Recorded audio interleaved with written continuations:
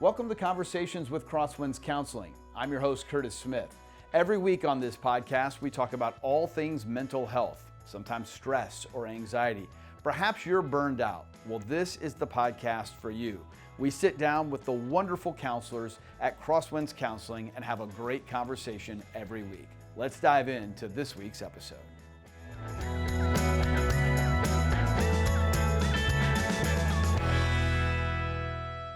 Hi, everyone, and welcome to Conversations with Crosswinds Counseling. I'm your host, Curtis Smith. Today, joining us, one of the excellent therapists at Crosswinds Counseling, Danna Hamilton. Danna, how are you? I'm doing well. How are you?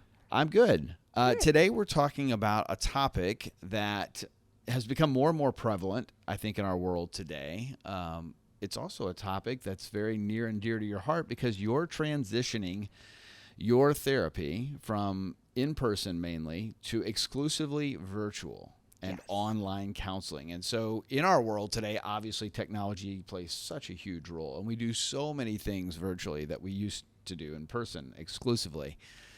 And now as you transition to be a virtual counselor, providing that through technology only for Crosswinds Counseling, what should people know about counseling online? How does it differ? What does it look like versus counseling that would traditionally happen in person? Sure, yeah. There are a couple of limitations. Some clients don't fit as well. Young kids can be pretty tricky to deal with online. Yeah. It's a lot easier to help them in person. And also the really severe symptoms like severe suicidality or psychosis, those people should be seen in person too. Other than that, pretty much anybody can be seen virtually. And I like it for a lot of reasons. I was first introduced to it during COVID, and I realized I liked it at that time. One of my favorite parts is that in some ways I can get to know you better because I'm in your house. You can take me on a tour. You can show me what you want. I've had clients show me things they've written on the piano that you can't bring your piano to my office. Right, that's not very practical. But if that's how you express your emotions the best, and you can show me your song virtually, then I love listening to those kinds of things and getting to show people that they can do something right then and there. Like if the goal is go home and write a bunch of affirmations to put on your mirror, I don't have to just hope that they do that. I can say, do that right now. Let me watch you do that. Yeah. So there's a lot of benefits to it. Let's talk about the other side, barriers to it, because sure. I can imagine that there still are some challenges to it. At the end of the day, sometimes, but maybe not with everybody, being face-to-face, being in the presence of someone is a great way to connect. And other people might struggle to connect through a computer. Their minds might wander. They might pick up their cell phone and try to hide that from you down in their lap or something like that. How do you deal with potential barriers as you get into the online counseling piece? Sure. Do try to put some boundaries in place up front to make it seem like you're in the office as much as possible. So trying to find a quiet place where you can be alone, which sometimes is just in your parked car. Don't drive, but right. In a parked car is okay. And I also try to encourage them to keep the video on them. Sometimes they like to just let me look at the ceiling, and that's not very helpful because I still need to be able to interact with you and see the micro expressions and see if you're actually gaining anything from the conversation. I'm trying to imagine myself as a client.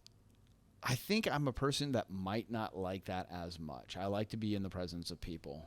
Is this for everyone? Do you think it works for everybody, or is there a certain slice of your clientele who you would say, yeah, this is going to work for you, and some you might say, this might not be the best option for you? It's definitely not for everybody. Okay. As I'm transitioning to fully telehealth, there are some people from the beginning that I knew this would be okay to do with them, especially if we have tried telehealth before, if somebody was sick or something. But there have been several in the past that I'd say, okay, do you want to try telehealth today because of the weather, or I'm not feeling well, and they just would prefer to cancel, and I know that, okay, they need the face-to-face interaction. They benefit more from that, and that's a person-to-person thing, and you and your therapist can work together to figure out if it's really benefiting you or not. Actually, recently I had a client who I thought telehealth would work well, and then some things progressed and I realized it wasn't working well. So I invited that client back into the office. Without sharing too much detail, share a little bit about what was it? What were the red flags that you saw that went off in your head that said, oh, wait a minute, this might not be the best experience for this client? What were you seeing? Sure. The main thing was that some of her symptoms were a little bit more severe and getting more severe. Thoughts of self-harm and stuff like that I didn't want to risk not having somebody check on her in person on a regular basis. That was the main thing. But also I could tell that she wasn't as engaged in the session and would kind of just space out a little bit more online. Interesting. You mentioned COVID. I know during COVID, the world just became much more accepting of so many things through technology, telehealth being one of them. I'm curious from an industry perspective, therapy there are licenses and there are kind of governing bodies and there are educational institutions that speak into how therapists are trained and educated. Has it gained acceptance across kind of the full spectrum of the industry? Has that been a slow process? What do you think the therapeutic industry's opinion on telehealth is?